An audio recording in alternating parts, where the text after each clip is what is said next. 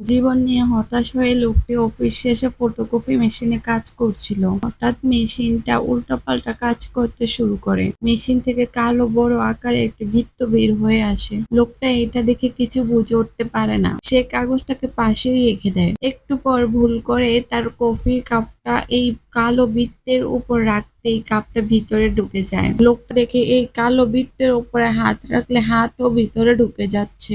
সে হাত দিয়ে ভিতরে থাকা কাপটাকে বের করে নিয়ে আসে। এরকম একটা অসাধারণ জিনিস দেখে তার মাথায় একটা দুষ্টু বুদ্ধি আসে। সে দেখে পাশে একটা ফ্রিজ আছে। ফ্রিজের উপরে কাগজটা রেখে ভিতর থেকে চকলেট বের করে নিয়ে আসে। চকলেট খেতে খেতে তার মাথায় আরো বড় একটা দুষ্টু বুদ্ধি আসে। তার চোখ পড়ে সামনের একটি লকার রুমের দিকে। সে সাথে সাথে লকার রুমে গিয়ে লকারের সামনে কাগজটা রেখে তারপর লকার থেকে একের পর এক টাকার বান্ডেল বের করতে থাকে। দেখতে দেখতে সে সব টাকা বের করে ফেলে।